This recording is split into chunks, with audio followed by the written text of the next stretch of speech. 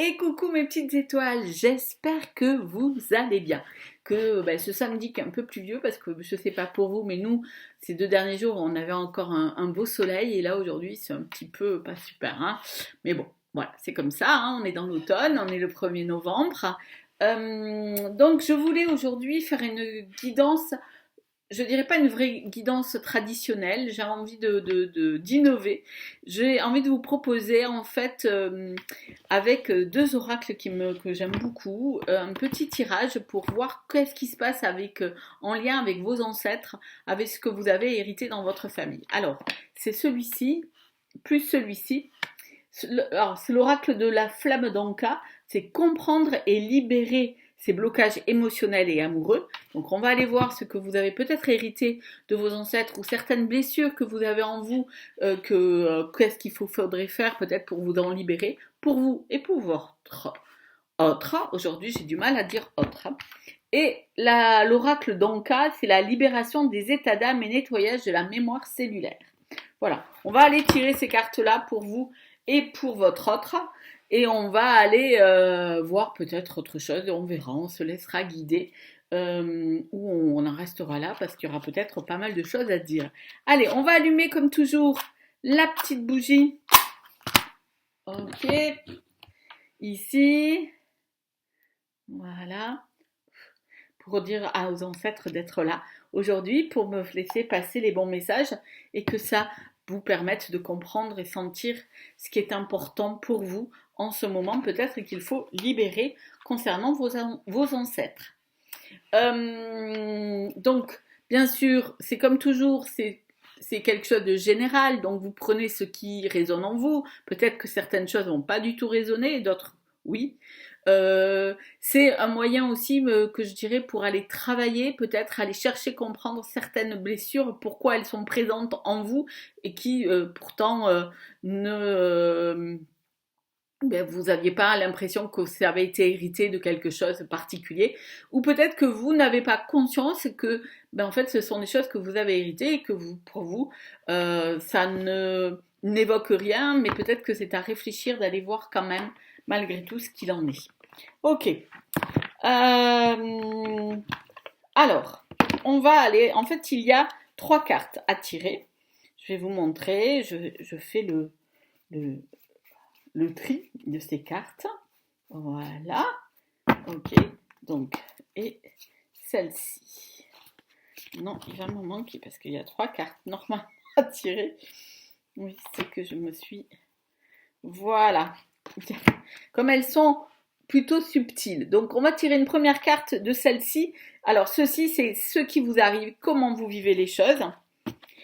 Cela, c'est comment vous en libérer, qu'est-ce qui pourrait vous aider. Et ça, peut-être de qui vous l'avez hérité, tout simplement. Donc, on va aller voir pour vous. Je vais donc tirer une carte pour vous, pour votre autre, des 3. D'accord? Allez, on y va pour vous. Ok. Alors, bon.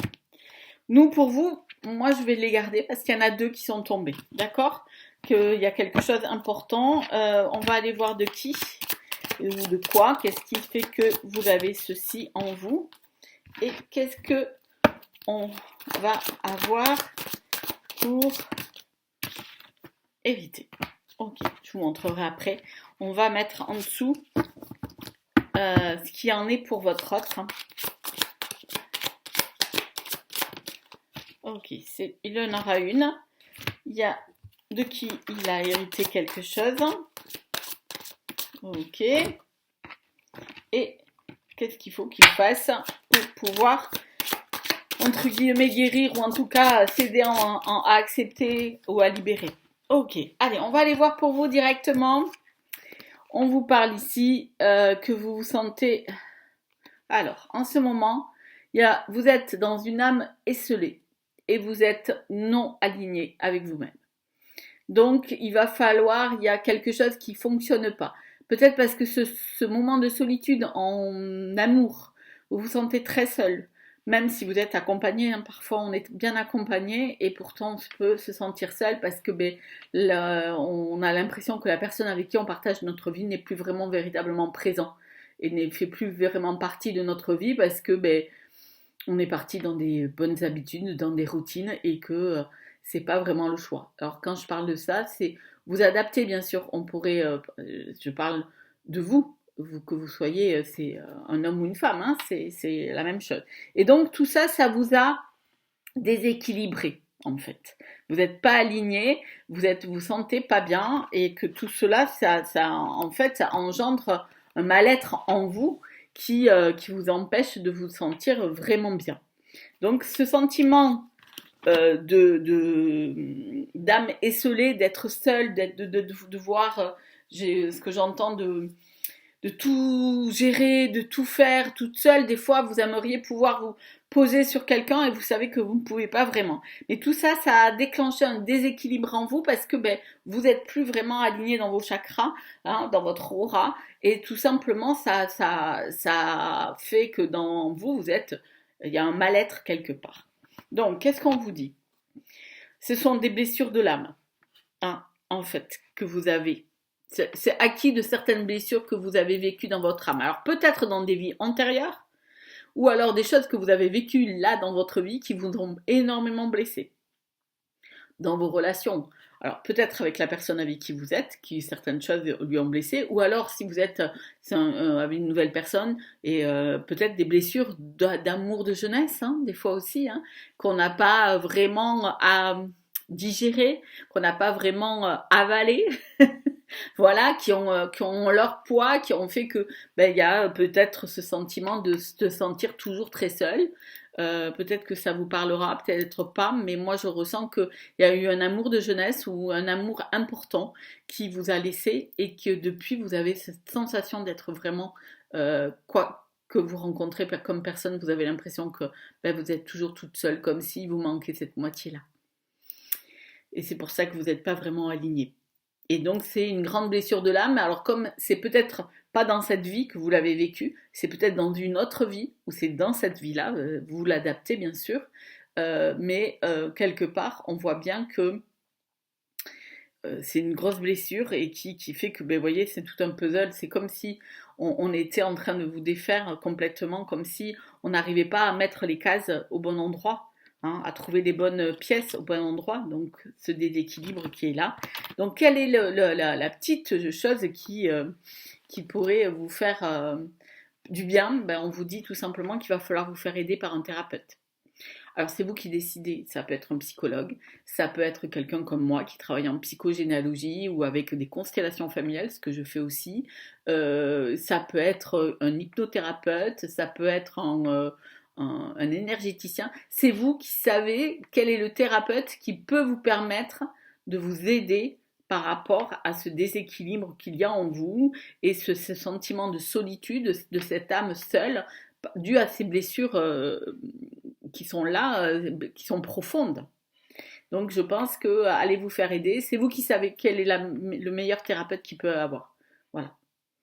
En tout cas, quelqu'un qui a un lien avec la famille, parce que je vous rappelle que ce sont obligatoirement des choses que vous avez sûrement héritées de votre famille. Il y a peut-être ce sentiment aussi, hein, vous savez, inconsciemment nous héritons de certaines blessures de l'âme qui ont été aussi vécues par nos ancêtres, qui ont peut-être déjà ressenti ce que vous ressentez, et peut-être qu'il est intéressant d'aller travailler sur ça.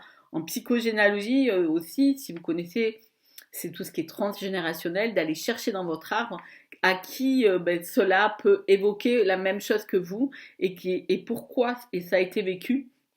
Ça vous aide à mieux vous comprendre et peut-être aussi à vous libérer, en tout cas à accepter que c'est pas spécialement qu'à vous. Voilà. Donc ça, c'est pour vous. Donc n'hésitez pas à faire appel à quelqu'un.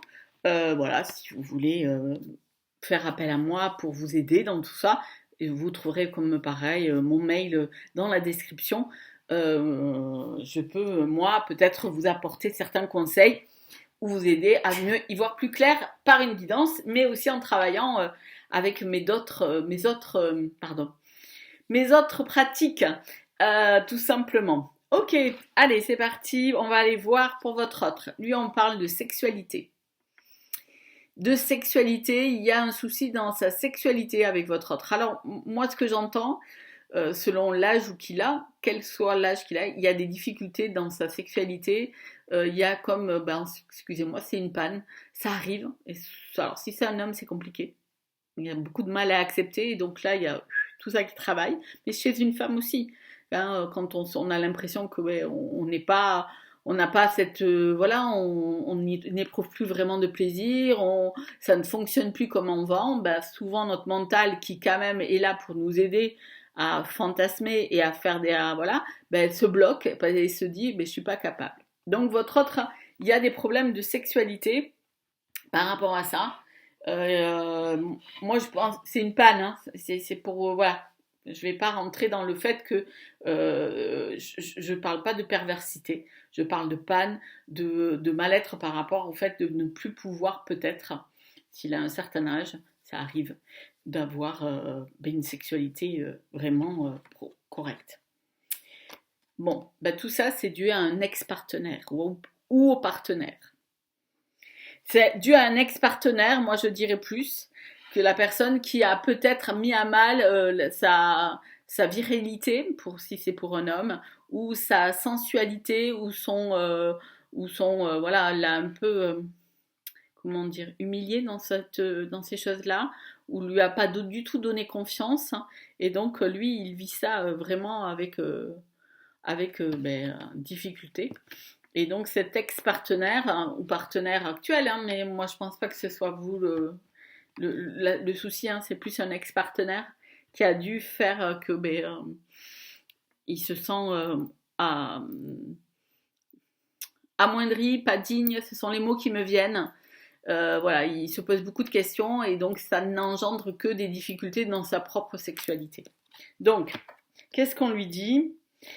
Eh bien, en fait, il faut qu'il s'engage. C'est un acte d'engagement. Alors moi, il y a quelque chose qui, quand je lis ça, en fait, c'est que dans cette sexualité qui est la sienne, avec ces difficultés qu'il y a en ce moment, qu'il vit, c'est peut-être parce que il y a eu un ex-partenaire, il y a eu des choses qui se sont passées avec cet ex-partenaire qui ont engendré ces difficultés-là, et donc là, à partir de maintenant, il a peur de s'engager dans une vraie relation, parce que il a peur de ne pas assurer entre guillemets dans ce niveau-là. Vous savez, alors moi je parle souvent chez les hommes, mais ça peut aussi être chez la femme, se dire en fait moi vu que je n'éprouve plus de plaisir ou je n'arrive plus, excusez-moi, je vais pas rentrer dans les détails pour le monsieur, hein, ou à trouver vraiment pourquoi m'engager quoi. Et en fait, c'est que ce qu'il faudrait qu'ils comprennent, c'est qu'au contraire, s'ils s'engageaient véritablement dans cette relation, ça les permettrait de s'épanouir véritablement et de faire le vrai deuil de cet ex-partenaire qui n'a pas été correct. Voilà. Donc ça, c'était au niveau relationnel, amour. Voilà, on a appris beaucoup de choses. Donc après, peut-être que ça vous permettra de comprendre pourquoi cet homme a du mal à s'engager avec vous, parce que il a peur de décevoir, peut-être à ce niveau-là. Il a peur de ne plus pouvoir être à sa plus grande forme, et peut-être qu'il faut que vous lui faisiez comprendre qu'en fait il en est capable et qu'il faut que d'un côté qu'il s'engage dans cette relation. Ok, voilà.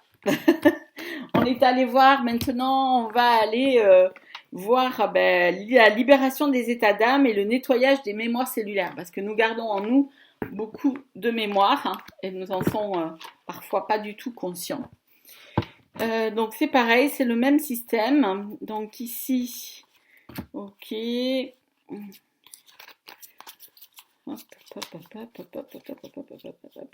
Alors, excusez-moi, il faut que je fasse le tri.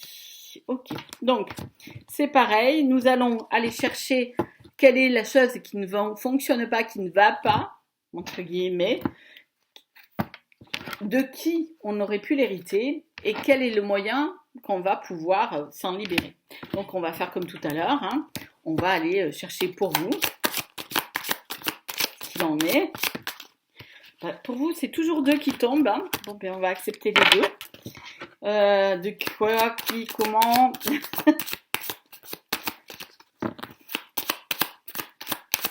J'ai envie de vous dire, parce que j'entends, faut pas croire que c'est parce qu'il y en a deux qu'il y a plus de travail pour vous, que ça va pas mieux pour vous.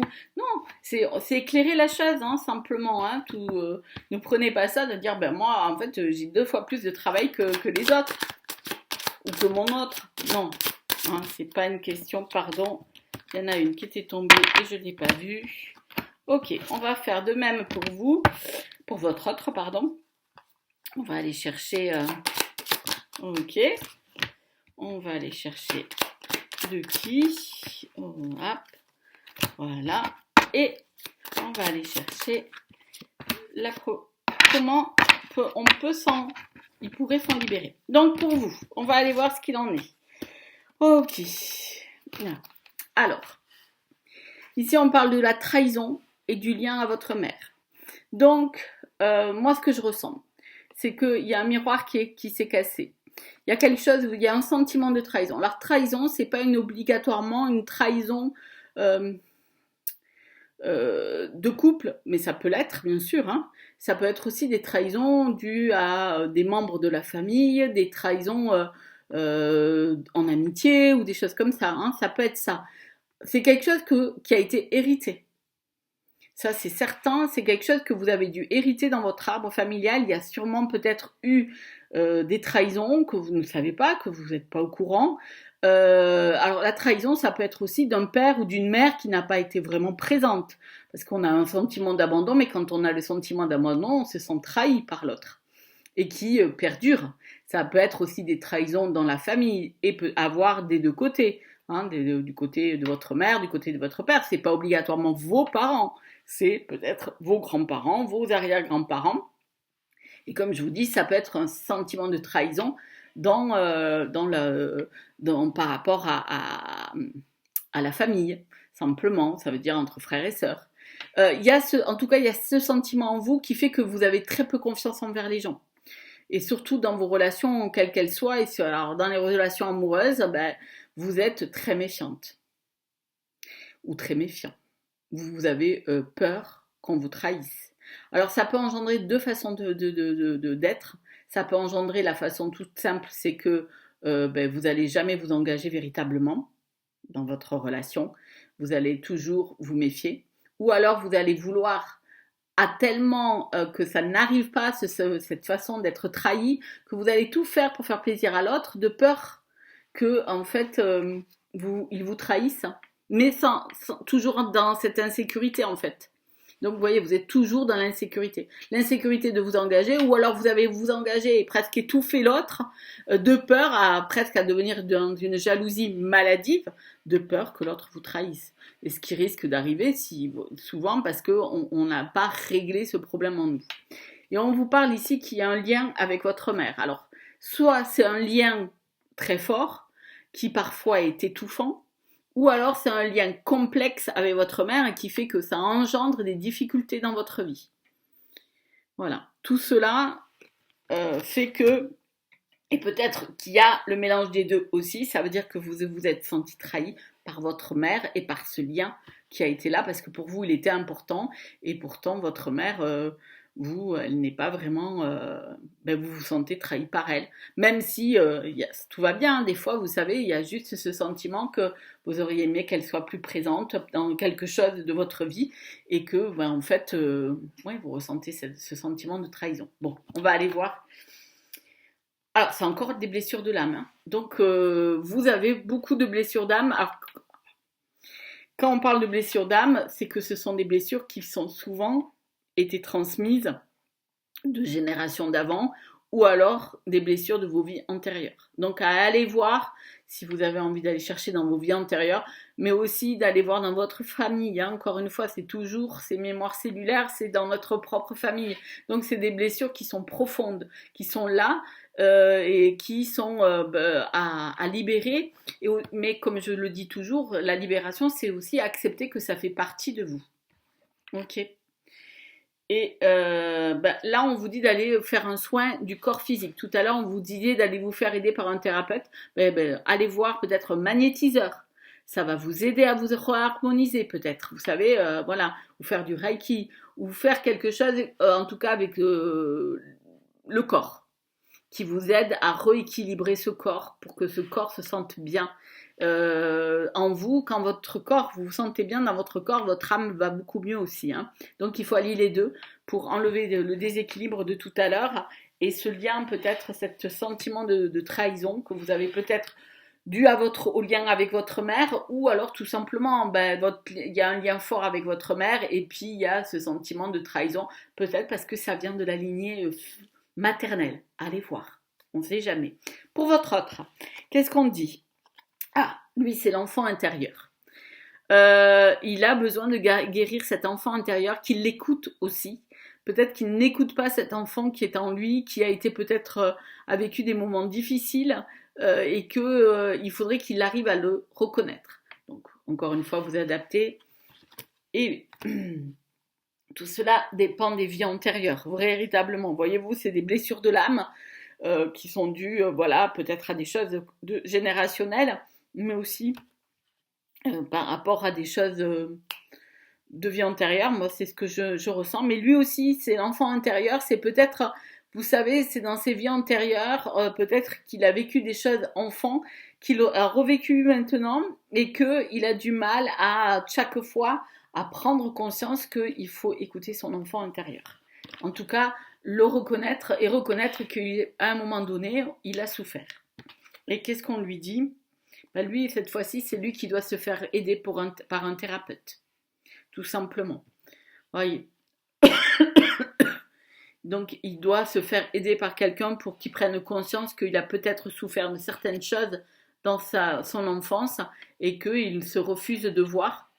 Et donc, il refuse de prendre en considération ces certaines souffrances. Alors, quand je parle de souffrance, obligatoirement, ce n'est pas des grandes souffrances. C'est pas que souvent on croit que non, moi j'ai pas souffert en tant qu'enfant. J'avais des parents qui étaient quand même présents. Ils m'ont jamais, il n'y a jamais eu de violence ni physique. Mais des fois, rien que certains mots qu'on a pu dire à des enfants, ça peut faire mal. Certaines attitudes. Si vous étiez dans une famille nombreuse avec beaucoup d'enfants, quelle était votre place, ou quelle est la place qu'on a voulu vous donner et que peut-être vous ne vouliez pas dans cette famille. Vous voyez, il y a peut-être tout ça qu'il faut qu'on rende en compte, et cet enfant, il a peut-être été blessé, parce que il faut le reconnaître, tout enfant que nous avons été à un moment donné, par des mots, que ce soit pas obligatoirement de nos parents, mais par des enseignants, par des petits copains, ont pu nous blesser et nous faire du mal parce que on n'a pas la même vision que nous avons en tant qu'adultes. Et cet enfant, il a souffert. Moi, je voudrais juste vous partager ma petite expérience personnelle. Moi, je suis une enfant dyslexique qu'on a très vite, on s'en est très vite rendu compte, et je vous parle de ça il y a très longtemps. Et moi, j'en ai souffert de ça, parce que quand j'étais toute petite, moi, on m'amenait dans un organisme, je quittais l'école, hein, et je revenais, j'étais toujours la bête rare, hein, celle qui partait, qui revenait. C'était pas facile à vivre, hein. Et ça a été blessant. Et ça a mis ma confiance en moi, par exemple. Vous voyez, c'est ce que je voudrais vous passer comme message, c'est que des fois, c'était pour mon bien, pour que moi je puisse progresser, mais en même temps, moi j'avais l'impression de n'être pas comme les autres. Pourtant j'étais comme tout le monde, hein. J'avais juste du mal à lire correctement, mais peut-être parce que la méthode n'était peut-être pas la bonne, ou je ne sais pas, c'était pas ce qui était adapté pour moi. Mais bon, vous voyez, le système scolaire il est ce qu'il est. Mais moi, quand je revenais dans ma classe, j'avais toujours l'impression d'être la petite fille qui était bizarre. Et ça, c'est pas facile à vivre après en grandissant. Voilà. Merci mes petites étoiles d'avoir partagé ça. Bon, je vous ai partagé un peu de mon intimité, mais c'était important pour moi pour que vous compreniez que peut-être votre autre, il a vécu des difficultés enfant qu'il n'a pas du tout conscience et que peut-être il se refuse de voir, et qu'il serait bien que qu'il aille voir un thérapeute pour se faire aider. Voilà, en tout cas, si vous avez besoin d'un petit coup de main pour y voir plus clair dans votre vie, n'hésitez pas à me contacter pour une guidance. Et si vous en voulez en savoir plus, je vous mets aussi le pas le lien parce que je peux pas, mais je vous donne le nom de mon site pour que vous puissiez aller voir ce que je fais comme autre pratique si ça vous intéresse. Alors, si ça vous a plu, un petit pouce, ce sera gentil. Ça me dira que ce genre de guidance vous plaît quand même. Et puis, n'hésitez pas à vous abonner. Et puis partagez cette vidéo, faites parler de moi pour que plusieurs personnes puissent venir voir. Ce sera sympa parce que c'est toujours difficile de se faire connaître. Si ça vous a plu, merci encore et je vous fais plein de petits bisous. Je vous souhaite une bonne nuit si c'est la nuit avant de vous endormir, une bonne journée si c'est le matin et si c'est l'après-midi, profitez bien de votre après-midi. À bientôt.